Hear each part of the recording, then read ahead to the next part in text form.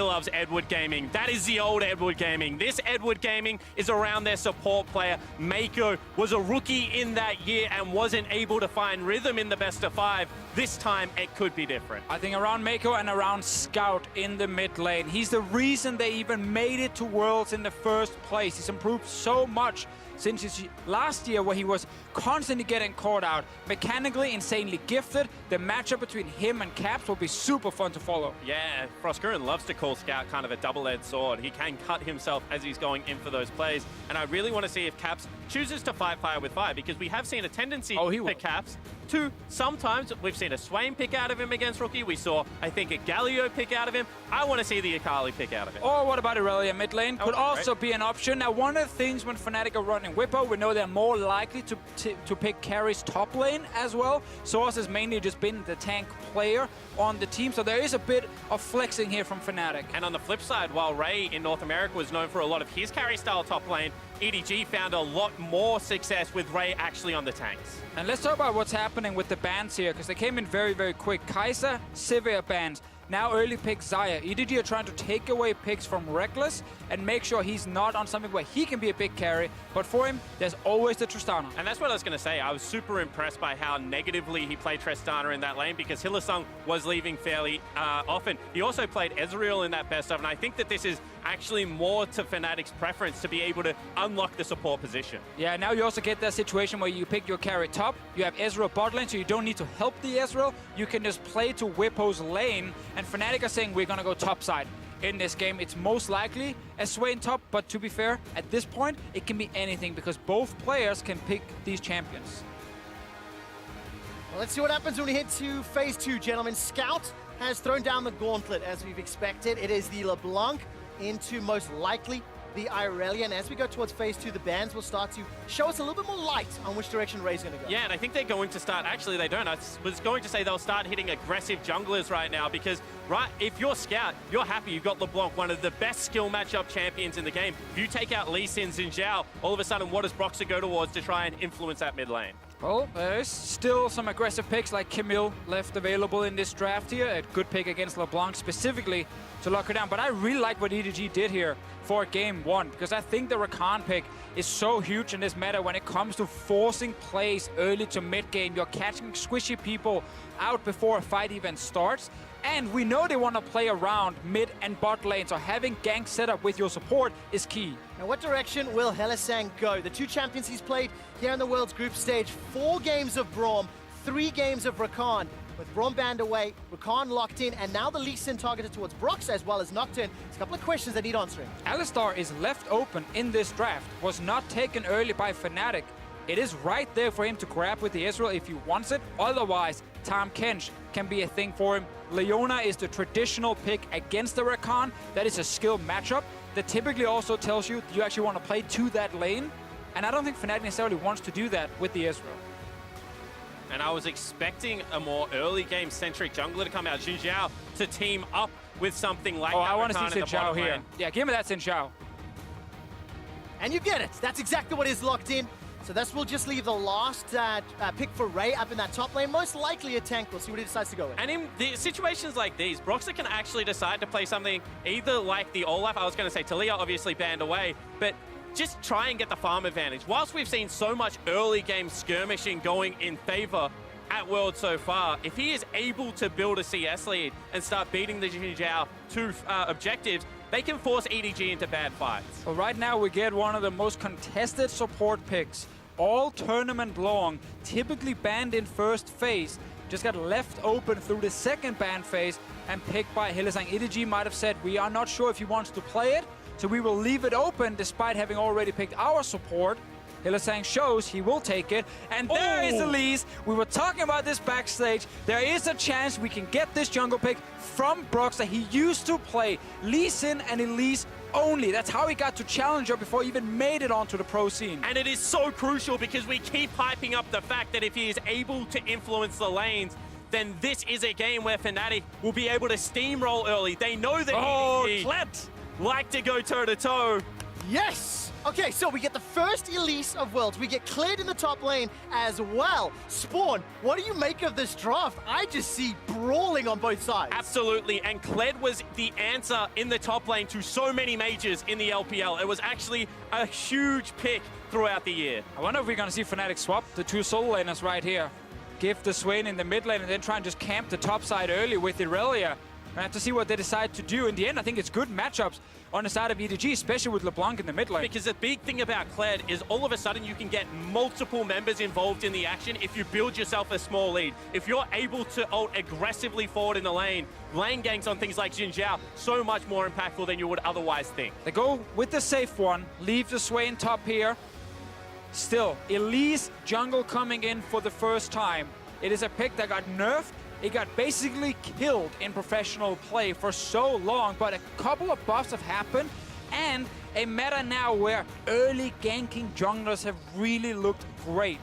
Brings the Elise back for Broxah specifically. You still need to be careful. If Xin Zhao jumps you, you're going to go down very, very quickly, but your early ganks are still insane. What I feel like is both of these teams have got a composition that when ahead, it can snowball out of control really, really quickly. There's a lot of tools and a lot of pick power and skirmishing power that can be leveraged. So this early game will be crucial. Yeah, and both teams kind of just want to get to an area first and then be able to force fight. So interested to see if a team does generate an early gold lead, how the opponents react. Oh man, ladies and gentlemen, the last quarterfinal at Worlds 2018. The winner will face down Cloud9, and it is Fnatic versus EDward Gaming. These two organizations have a lot of history, a lot of pedigree, a lot of wins in their past. And today the favorites are Fnatic. If you are a Fnatic fan, you should be terrified because every favorite has fallen. And EDG went into 2015 Worlds off winning MSI, upsetting Faker's SK Telecom. They came in to that quarterfinal as favorites. People were waiting for them to turn the tournament on its head. Death teleported to a ward on Chase, yes, I and remember. the sky fell down. Today they have an opportunity to exact revenge. Listen to that crowd. A lot of Fnatic chants coming from Bexco in Busan. And we just have a fairly defensive start on the side of Fnatic, a little bit of shenanigans on the side of EDG. They've grouped up in that pixel bush in the river. Might find themselves a Hylissang as the observers have toggled the vision. This is what Fnatic see currently. A bear trap on a rope. Will catch onto Burpo. It's a small advantage for Kled and Skarl as he continues to run him down just a little. A nice little trade from Ray early on. Gets a little pullback again. Meanwhile, around the red buff. All right, Paul Bryce comes down from Hylissang and engaged from Haru. The knock-up will catch onto Hilly. He's got flash available. Flashes over the pit. Here comes Haru. First blood picked up by Scout. And all of a sudden, EDG on the ball. And Scout gets first blood. That is huge for the EDG lineup. We've already talked about the isolated 1v1. He didn't even need to burn a summoner. They also get the red buff now. Top lane, they keep trading. Ray will almost get his mount back. Still, I love what EDG is doing here. I love the draft for game one with so many ways to constantly force plays in the early game because Fnatic, they're greedy in the early game. They take big chances when how they play laning phases. They want to be aggressive. They want to look for fights. And EDG with these tools, they can answer every single time, and that's important. And now being able to continually visit that bottom lane, no summoner spells available on Hylissang. Massive advantage right now in the jungle for Haro. I think right there, Broxah was expecting Haro to actually walk into his jungle. Here we get the level 1. We were watching the fight top lane. 2v3 at first. Hilly does get a knock-up, but he's taking a bunch of damage in return. And you can see as soon as Caps uses the AoE stun to try and keep Scout out, there was a big go sign that came out of EDG. They said they no longer have one of their best level 1 tools. Let's continue that fight. And now you know EDG are going to push in this bot lane. It's an Ezreal Alistar. It's a very defensive lane from Fnatic. It is very much a, hey, we don't need to worry too much about this lane dying, but they will go down in CS. Their turret will take damage, and that's going to be a bit of an issue. Well, we'll see how well Fnatic play around the solo lanes. If they can get Bwipo and Caps into a comfortable position. Bwipo, after taking a lot of negative trades early on, has shoved this wave heavily into Ray's waiting hands. And of course, when you are playing with Elise against you, the risk of dives is ever great. That's what I was going to say. They lost sight of Broxah as big trade in the bottom lane. Take a look at this. Hylissang down to 200. Just as Mako and iBoy are pushing this wave on a turret, they're just trying to reduce CS for Reckless. And look what they're doing. They're invading again. They're tracking Broxah. Elise is all about the early game. All right, good flash from Broxah. Gets away with his life. Mako doesn't commit anything more. EDward Gaming have come out swinging and have put Fnatic on the defensive. Exactly, and they're stopping Broxah from getting off any early ganks. That is super, super important. Haro is just checking everything. There's one ward in the jungle as well, but more importantly for them, they know the camps on bot side are dead, so Elise will most likely go to top side. A big trade here on the top lane. It just feels like every time champions meet, there's the threat of someone going down, but Spawn, for the time being, Bwipo seems to have won that trade. Yeah, absolutely, and I think he's going to continue to win the trades because Ray came back without a refillable potion. And he's going up against Corrupting Pot as well as Dark Seal. Now, Broxah also coming through the lane. We mentioned Elise's potent early game. Could look for his first gank. Yeah, but also, EDG knows the camps on bot side are dead, so they should communicate, hey, Ray, there's a chance he's top, and that's why he put this ward in the brush, knowing Elise could try and sneak her way in there. So right now, EDG should have enough information to guess where Broxah could be. Oh, I'm holding my breath. Cocoon is one of my favorite spell names in the game to yell. And I'm waiting for Broxah to fire it out. He's in human form for now. Pushing towards Whippo, so he just need to make sure that Ray has to overextend.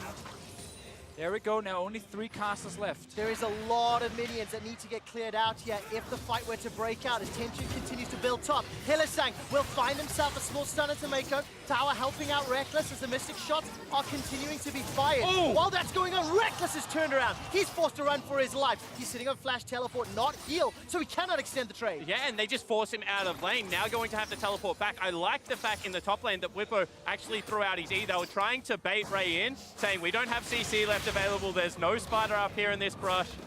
You can see already teleport being used bottom lane. Here we go, another invade. The game plan is clear. Scout is not in the mid lane yet, so there's a bit risk from Haro if he does find Broxah. And He's fighting him. Exactly what you're talking about, Deficio. If Haro jumps onto Broxah, there could be trouble, but a point-blank Cocoon helps out Broxah. Haro decides to turn around. Here comes Cap, the flawless duet, waiting for the stun. Will miss! Haro gets away for now. Finds himself in a blast code, jumps into Bwipo's hands. Bwipo slays Haro. There all of a sudden, Skarl is running for his life, but another great Cocoon. Broxah keeps himself alive for a few seconds longer, jumps back into spider form, and is taken down by Scouts. It's a 1-for-1 right here, but there are some basic rules in League of Legends, and one of them is do not invade the enemy jungle if your own mid laner is not there. He did anyway. He walked in, he died. Caps now. Oh! Now remember, Caps flashed over the wall. He needs to get the stun. A flash over from iBoy. iBoy picks up the 3rd kill for EDG. And that's a massive play out of Ivo because he left bottom lane with his teleport. He got nothing for that in the top side after winning that trade against Reckless, now able to return with a kill. So, mid lane, bad for Caps. He's now died. Scout is still in the lane. He's actually going top now with Haro. Meanwhile, on top lane, Ray got chunked low again from that little fight, and Whippo got double buff with that kill. He's pushing in the lane. And this is why people are loving this world. As we take another look, this is just an aggressive invade. But once again, no scout in the mid lane means that Caps is able to be there so quickly. Burns the summoner spell, he just wants in on the play. Yeah, and then I think actually the stun does not connect. Haro does manage to get away for at least a little bit. He will die the Whippo, but that's when you get the return. The TP comes in from iBoy to join the fight. He's not going back to the bottom lane, and Ray knows he will survive as long as he takes down the Elise. Another fight. Yeah, as soon as we come out of the replay, Caps is being jumped on. This is a 3 versus 1. Hylissang has arrived, but can he turn it around? That flash headbutt was simply not good enough. Haro escapes with his life. Roxanne Hilly late to the party. Ladies and gentlemen, EDward Gaming have a 1,000 gold lead at 7.5 minutes. And I just feel like we're going to get pulled out of a lot of replays early because there is so much action happening around Summoner's Rift at the moment, and League of Legends right now just seems to be early lane advantage into skirmish, skirmish, skirmish.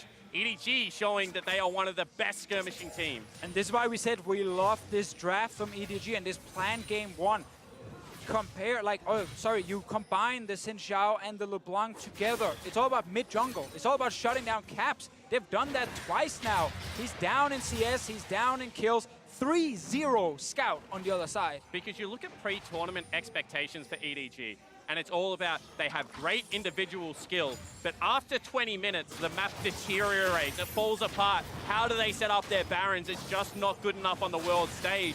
Well, so far we've seen that really all you have to be able to do is team fight to take Barons at Worlds, and EDG also able to show that even against some of the best players in the EU LCS, they're able to continue to build these individual leads. Oh man, they play against some of the best players individually in the world in LPL all the time, so they're not going to be too scared of the names on the other side.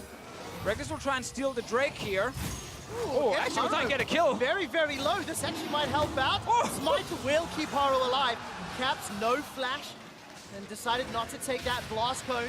While that's going on, gentlemen, Ray will get jumped in here by Whippo and Broxer, but there will be no further follow-up, and this is good, just zoning. 63 CS to 48 in the top lane. Yeah, now Hara can go bot lane because Broxer showed himself top. This Elise pick has not been successful yet. He's not been able to execute any ganks. Meanwhile, bot lane, as we just highlighted, Hara can move down. They can secure this turret. Scout is here too. Fnatic are going to fall very far behind. And crucially, Hylissang has spent majority of this game without a summoner spell. So they can't even go for a risky defend. They have teleport available on their top laner. Maybe if Alistar had some playmaking abilities, they would be able to sit there, but they don't. So in the end, EDG win the race for the first turret, and Ray even gets to defend top side. Yeah, and now remember, with the Rakan on the side of EDG, they always have the option to force a fight. With the goal lead, there's no point in slowing down. If you're EDG, look for that pick. And the popularity of Kai'Sa was due to how good for a crit 80 carry she is at this stage of the game. With the W, with the Rakan, such a boost to the attack speed steroid, she doesn't go through the same trough as someone like a Jinx, someone like a Tristana goes through, and still scales into late game relevance. So what about a full mana Ezreal? Not what I would ideally have in a mid game. So what you're trying to say is there's a power trough right now for Reckless's Ezreal. You gotta wait for the tier. He's lost the tower, waiting for tier to be fully stacked, down 10 CS. But look at the CS discrepancies between top and mid. Obviously, Whippo is very far ahead, while Caps is still trying to find his way back into the game. Why does he have a third tier, Martin? He wants an Iceborne Gauntlet. Okay. Eventually, he will get there. Takes a bit of time. Let's see whether or not Fnatic will get that time. You know, if EDward Gaming can accelerate, they've got a 2,000 gold lead already. They've got skirmishes, and they've got a lot of opportunity to maintain control in this game, because I really like the proactive play I've seen from EDward Gaming to open up this quarterfinal. They also just have the tools, you know, things like the Kled ultimate, the flash engage off Rakan is so much greater than what you currently have with Hylissang. No summoner spell available, and the Elise without even first jungle item, let alone something like Boots 2 to be able to run into these fights. Yeah, Elise is not a team fighter. She never really exceeded in team fights, and will definitely not be the case here either. If you can find picks, however, she is going to be great. You get a little root onto Mako, a tiny bit of damage. Now Fnatic needs to be careful, because this is where the engage is insane. All right, Mako tries to turn this one around as iBoy throws out the feathers and recalls them. Whippo is just blown up by Scout, who is on a rampage. Now Caps is in trouble. He's being run down by Haro as the Vanguard's edge does absolutely nothing. We tried to warn them. Scout is not done.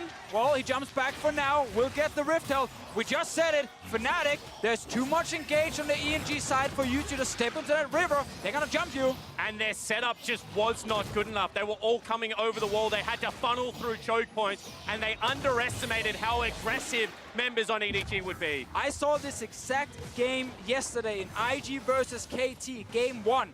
IG also had the Rakan pick on their side. They walked to a Rift with an advantage. KT moved in to try and stop them, just like Fnatic did here.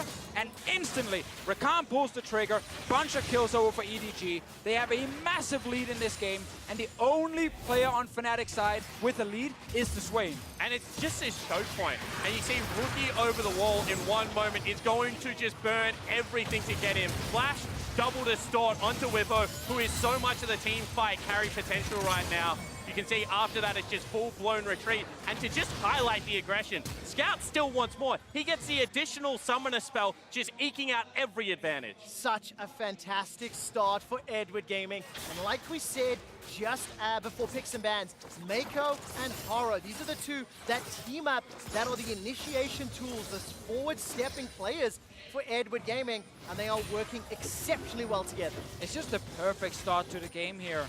All the way back from draft into how they've actually executed especially around Scout's LeBlanc. He picked up that first blood on the invade. He's been able to get multiple kills around mid against Caps, who's 0-3 now, trying to get a wit's end on Irelia, but he is so far down in this game. Broxa and the rest of Fnatic trying to see if they can create a pick here. I'll keep my eyes on it. Itemization-wise, is starting to come in. Storm Razors and Ludens for iBoy and Scout. That Iceborne Gauntlet has been completed for Reckless and Caps. He's still working towards that wit's end. It'll be a little while before he's got power. If there is some solace for Fnatic fans, think back to the group stage with Fnatic and specifically Caps fell behind early in several games, but in the mid game they were able to find the opportunities back into the match, and that's what we need to see if Fnatic can do. At the same time, if you're EDG, you have an assassin that is 4-0-1 with 7 stacks on a Dark Seal versus a 0 MR team apart from the Irelia, who does not have flash and cannot side lane against you at the moment. So backs against the wall on the map right now. Yeah, and I also gotta say, I don't feel like Fnatic have that many tools to get back in the game. Like, they have an early game only jungler, they have an AD carry who now wants to just try and get to 2 items, get a fully stacked tier, but even at that point is not going to be that much stronger than iBoy on the other side. And then already on 3 items, iBoy is way stronger on the Xayah. To me, EDG have all the tools to just continue snowballing, and it's really only up to them and their potential mistakes if Fnatic are going to get back in the game. And historically, this is a team that has made mid-game look difficult if they're not playing with a lead. However, mid-game with a lead is very easy. You push 3 lanes, you collapse on objectives. So EDG right now potentially looking for Reckless. I mean, we're either waiting for Scout to pop over the wall and one-shot someone, or for Mako to flash engage and kill someone. All right, flash over the wall, or rather distort over the wall. Scout continues to look for Reckless. The chains will find him. Mako will set it up, and iBoy will bring it home. Without summoner spells, you're just juking yourself to death at that point. What can Reckless do? Absolutely nothing right here. EDG, full control. Will even keep the top lane turret alive? Barely. Tiamat, no! Lost it. We'll He tried. lose the tower, but I don't think it matters. It's a 6,000 gold lead in favor of EDward Gaming. And I'm not really a superstitious person, but this whole first seeds falling nonsense is definitely becoming more believable when you see how well EDG are playing in the first game. And also this play-in stage thing that's coming through all of a sudden. Oh. G-Rex unfortunately missed out on that buff, but everyone else from the play-in stage has shown up in this quarterfinals. I think it's impressive to see how EDward Gaming have improved over the course of the World Championship. Some of their first games in the group stage against Mad Team, for example, they had a 20-minute Baron dance, for goodness sake. I don't expect that to be true today, but let's see how they play the mid-game, because as you've already said, Spawn, EDG have shown weakness in that stage of their play. They certainly have, but I want to just continue the conversation on play-ins to now, because I think that EDG have actually shown that international scrims, extended period, can actually help you improve holes in your game plan. And the same holes from regular season where they're in play-ins, you know, they started to creep in groups when they played their first game versus KT, but then when they started, actually they pop over the wall, that's dangerous. Not going to be in trouble just yet. Fnatic were hiding in the bush, trying to set up some sort of, you know, pick opportunity. Wasn't going to work out as the Rift Herald. It's walked from base all the way down to charge the turret. It has been ushered in. It gets the charge and the boot for the bottom inner turret. Whippo is pushed away by Scout. Scout with the Ludens is really doing a lot of work as Whippo's going to try to wave clear. Here comes Scout again. Whippo forced to run for his life. This is a 5-on-5 in the bottom lane. Remember now to go in. Caps gets caught up. He's able to flash for now. There's a lot of damage in return. This is the only chance for Fnatic, but it's already a kill onto Caps. Whippo goes golden up in the top lane. They are routed and running for their lives. Yes, there's almost one back with the Demonic Ascension, but it's simply too little and it's simply too late. And Fnatic get the fight with the turret still up and everyone charging past, but it is still a wash for EDG. They rinse Fnatic and now they look to continue their pushes. EDG, they have so much damage on their side, and their front line, while it's not the big tanks, it's actually some champions that are hard to burn down fast. Xin Xiao ulti means you can't just burst him. And then, of course, Ray, who's sitting on his mount, constantly dancing in and out of the fight. So Fnatic, they don't have the damage right now to actually stop EDG. And Whippo took so much poke at the start of this, so you can see EDG wants to go. He's sitting at a quarter health. He feels like he has to go in. He only has 1 soul shard, but a big ultimate from Caps nearly was enough to turn this around. In the end, however, EDG, iBoy is still full HP. Scout did take a bit of damage towards the end, but he felt safe for most of the fight. And that was the key thing. It doesn't matter if you kill Haro. If iBoy's right behind him with 100% HP, just shooting away with 2 items, EDG wins the fight. 18 minutes into the game, EDG extend that gold lead to around 8,000. 4-0-5 for Scouts LeBlanc. 3-0-4 for iBoy Zaya. And think back to the level 1, think back to Scout picking up first blood, starting the snowball, and sitting on 10 stacks on his Soul Stealer. Yeah, exactly right. Goes back, buys himself a book, says this game is going pretty good. I would like to record it in the history. And when you're 4-0-5, you got a 60 CS lead over someone like Caps. You do have the confidence to be able to go for builds like this. Yeah, exactly, because Fnatic, they gambled a bit with the Elise right here, and it took Irelia with Elise together. Could be a great combo if you do manage to succeed with the ganks, but Haro and EDG had that plan of invading early game, tracking Broxah down and make sure he couldn't go to lanes. Worked very well for them despite that one death he had early on. Let's see what happens now with the Siege iBoy and the rest of EDG, 4 members topside and Ray's bot lane.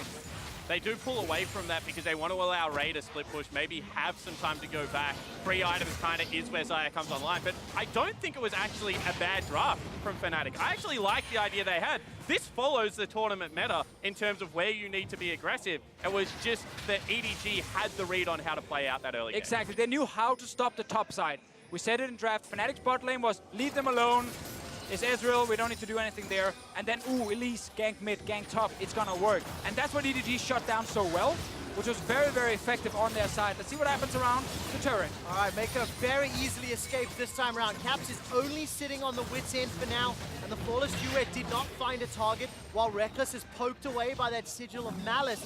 EDG, 6 towers to 1 as we crest 20 minutes. That means Baron is alive, and that means EDG can stop baiting. And I really hope Hylissang took unflinching, or whatever that mastery is where you get more tenacity for no summoner spells, because I have not seen this guy with flash the whole game. That's the plan. Every single time I'm like, he can look for a pole flash, he can look to maybe chuck someone back under turret and get them blown up. It just has not been there. Maybe he doesn't want to have it for team fights, knowing that if he does go in with flash, he will just die because his team has no damage behind him. It's like, if it's always on cooldown, guys, I can't engage. That's the next level zone now. Let's see whether this works or not. Whitman's just going to get blown up here. iBoy's on a rampage, 4-0-4. Mako as well as Scout there for the assist. Now, Whitman does have teleport and 30-second death timer, so maybe he can join some sort of play, but it is looking so dire for Fnatic. Yeah, and the 3rd Infernal Drake is coming available, so they don't even have to go towards it. They've just rolled the dice, come up absolutely massive. And they have 4 players who actually really like Infernal Drake. And this starts to become demoralizing. You have to talk about best of 5. This is going to be hopefully a very long, drawn-out series, and getting crushed in game takes a lot of mental resilience to be able to recover from. Yeah, especially because you spent the last couple of days really preparing your first blue side draft and probably your first red side draft, but Fnatic knew they had first seed. Blue side is what they're picking. Here's the entire plan going into the game. It was first pick Irelia, saying we know if we first pick this, we can swap it between 2 lanes and we can try and carry with the champ as we saw in groups. However, EDG's answer with Zyra Khan and the Sivir ban meant that Reckless went for the Ezreal and didn't have any pressure bot side. And this Zyra Khan combination has been huge for EDG. And I also think if you step back just from the preparation for the series alone, Deficio, watching every other #1 seed fall, watching KT Rolster, then RNG, Falter, regional representation, then the #1 group stage from Africa, they faltered as well. You have to factor in the weight and the pressure that is on Fnatic's shoulders after what is an obliterating defeat soon to be in game 1. Because Fnatic has it on both sides. All of a sudden, they are the tournament favorites. They were the Western hope, actually, picked maybe here. Let's take a look. Scout can escape with his life for now. Remember, not enough damage. Deficio said it a bunch already. The Scout will escape with his life. I mean, they can definitely kill the LeBlanc if they have enough time. Ideally in a fight, however, for Scout, he does not get CC'd like right here. In the end, EDG, triple Infernal, they have everything. Yeah, absolutely. But Fnatic came into this game now as world's favorite, arguably. They have seen teams that they had beaten in the EULCS succeed, have a great run. Now all of a sudden there is the double pressure onto them, as well as EDG just saying, we're playing with nothing to lose. Well, there's two big questions I have now. Number one, how do EDG play the next 5 to 10 minutes? I want to see their mid-game. I want to see some growth in their Baron decision-making. For now, Ray is jumping onto Bwipo, and the fight will end for the moment. I think at this point, you don't even need the big Baron dance. You can actually just look for an engage with Mako's flash. Because you have so many ways to follow up. Then if Ray's with the team or just Haru flashing in as well, Scout can go over walls. Like, it's good you have Baron vision, but the moment you see someone from Fnatic nearby, just jump them. Get that kill. Maybe you get 2. Then you can take a Baron and finish the game. At the same time, I think that they also can just wait. Infinity Edge plus Death Cap are going to be the next 2 items for their carries with triple Infernal Drake. Why would you risk a play at 23 minutes when it becomes so much easier to execute, you know, at the 26, 27-minute mark? Yeah, let's see what decision they go for. Double need to see Large Rod sitting with Scout. DF sword for iBoy. A couple of minutes before they complete that, as you mentioned. And of course, for Fnatic, big questions. How do they bounce back? What's their mental fortitude and resilience? For anybody that watched the summer final, Fnatic got smashed by Schalke in game 1. Sub Soaz back in, and then they proceeded to dominate the final. So this Here is we go. unknown, and this is exactly the engage that Fisher was talking about. Caps is already out of the fight. Yes, he gets to throw down the ultimate, but I don't think there's enough damage follow-up. A flash engage from Hilly. He sets it up. Only Mako is down. Now Ray is sitting in the back end. He's looking for Reckless. Will find him with violent tendencies. Drops down into the pocket pistol, and Squirrel is charging up. Scout now starts to push away Broxa as he's blown up, and Scout is unstoppable. 5-0-8. Whitmo's the last to fall. Fnatic are ace. And once again, EDG, they know, get the fight. You are so much stronger right now. You're going to win it. Fnatic tried their best to fight back, but it's just not enough. That's always the greatest thing when you're this far ahead. It feels like every call you make is the correct one because you can always kill the enemy team. And that time we saw there was a counterpunch, but the gold lead, the Infernal Drakes, everything that stacked up was just too much to overcome. It actually looked okay for Fnatic, but EDG just able to push through. And now to make it even better, they can go back and get your items spawned. There might be a Death Cap coming. I think an IH. That's 24 stacks of Scout, Soul Stealer as well. All right, let's see his AP right now on the LeBlanc, as I'm just checking over here. He's on 759 AP. Well, let's find out how we got that here in your Ace of Predator replay. And I think that this is good because they do stop the initiation coming in. It is a tanky Alistar that is taking the brunt of this damage. He flashes forward, he gets the good re-engage, but gold in this game buys you items, it buys you stats, and unfortunately they just don't have enough of them. Ray gets into the back line, takes down Reckless in no time, and while Whip on the Swain here, he is strong. He's the one member who's actually able to do something in the game. Oh, to find Ray. Okay, this is a 3-on-1. Ray will most likely go down. It's a shutdown gold. Big bonus gold to Reckless, but it's too little and maybe too late. It's a 13,000 gold deficit, and the rest of EDG, they're trying to collapse. I'm watching Haru. Can he find Look for Scout's damage. Charge. Scout can just insta-give people nearly 800 Here we go. ability power. Scout is godlike, 25 stacks, and that is disgusting damage. And just the wizard of the LPL. Now you see him, now you don't. Unfortunately, erases him, and he's still looking for more. EDG looking so confident in game 1. The inhibitor's going to fall just before 27 minutes with Ezreal, played by Reckless, not in the fight. EDG are not done yet. They're looking for the Nexus. Scout, he's going to zone away Broxa. He dashes forward to the W, gets the sigil down. Now Hylissang tries for an engage, but there's simply not enough follow-up. iBoy gets the first of the Nexus defense, and now all of a sudden Ray turns his attention to Bwipo. Bwipo's got that demonic ascension, but he gets popped quicker than a hot air balloon. And there's Haru dashing forward to the charge. Bwipo goes down, the Nexus is the focus, and EDward Gaming strike first. An absolute shellacking for the LPL lineup. Really digging in there. They just enter the base and they refuse to leave. I mean, that's how you start a game 1 in a best of 5 when every second seed has already beaten the first seeds. It's a mental game. You're straight in Fnatic's head. Unbelievable performance. EDward Gaming have all the favors of the tournament looking towards them. Of the quarterfinalist teams that made it from play-ins, EDward Gaming's one of them. Of the second seeds that advanced, EDward Gaming's one of them. And we need to see how Fnatic respond because the pressure's on them. Yeah, and I think whilst the pressure is on Fnatic, I think they had the right ideas. They mis-executed very early. So we'll see with Soaz potentially in game number 2 whether that mental reset. There will be a lot of mixed opinions about it. We'll have to explore it. Early game went in favor of EDG and exactly how they won the rest of the game. Let's send it over to the State Farm analyst desk.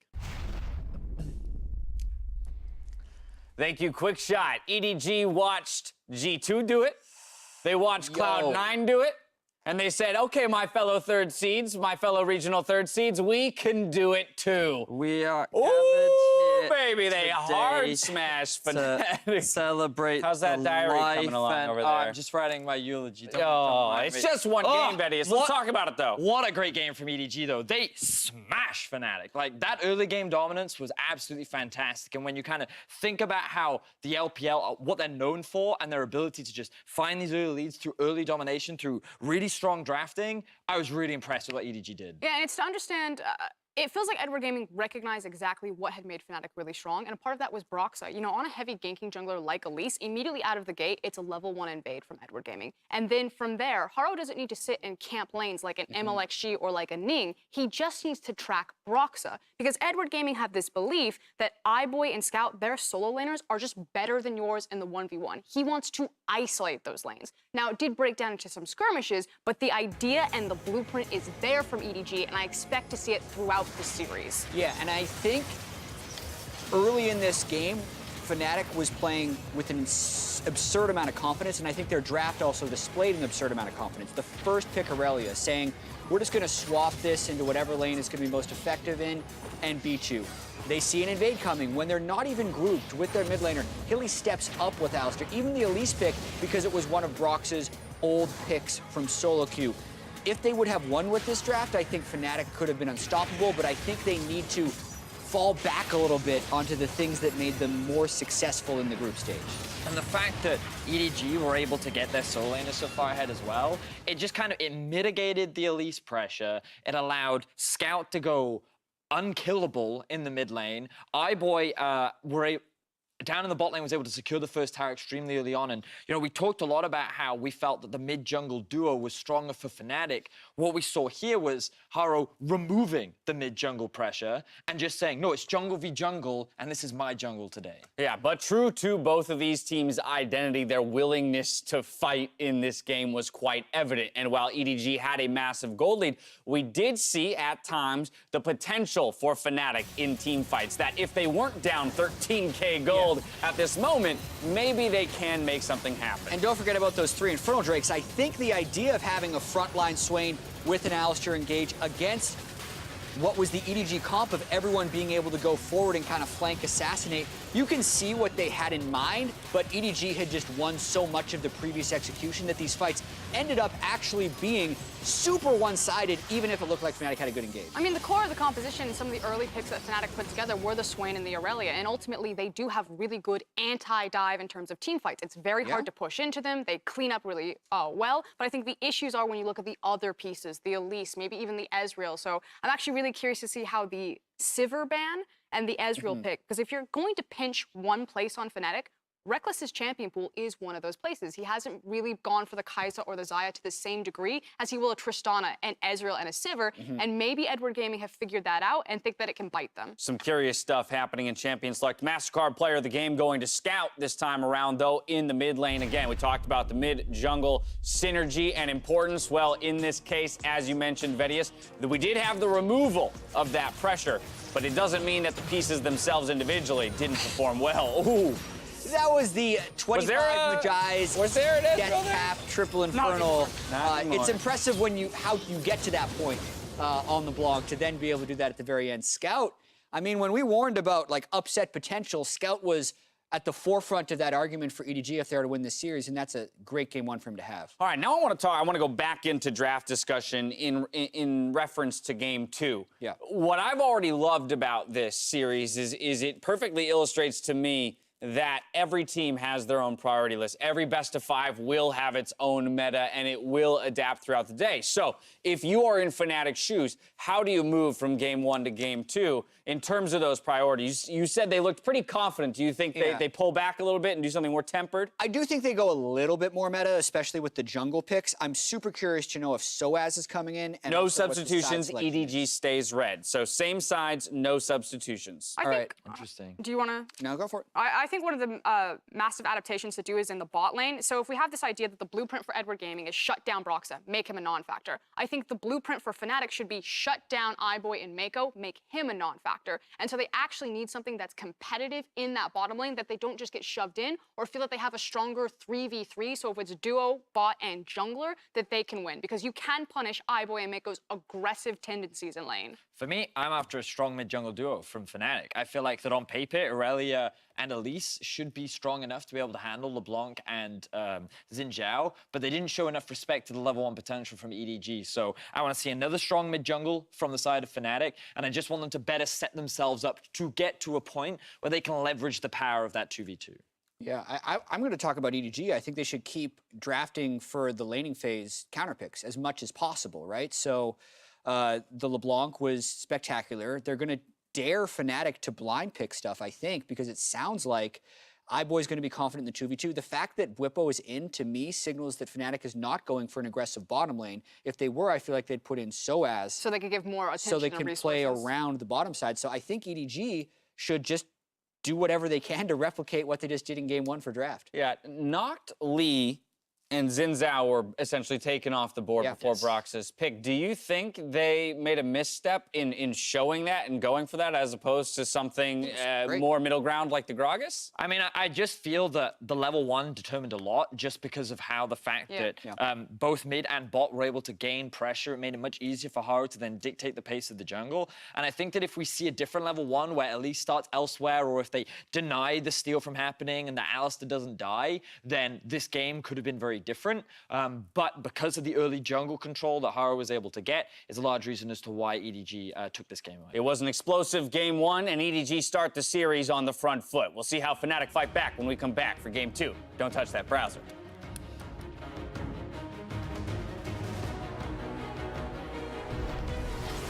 Knock-up will catch him to Hilly. He's got flash available. Flashes over the pit. Here comes Haro. Haro gets away for now. Finds himself in the blast. Jumps into Bwipo's hands. Bwipo slays Haro. There all of a sudden, Skorl is running for his life. But another great cocoon. Broxa keeps himself alive for a few seconds longer. Jumps back into Spider form and is taken down by Scout. This is the only chance for Fnatic, but it's already a kill onto Cap. Bwipo goes golden up in the top lane. They are routed and running for their lives.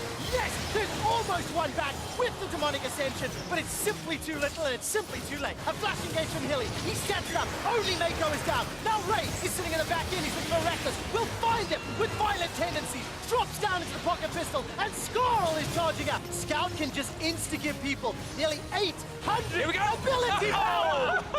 And there's Haru dashing forward with a charge. Bwipo goes down. The Nexus is a focus and EDward Gaming strike first.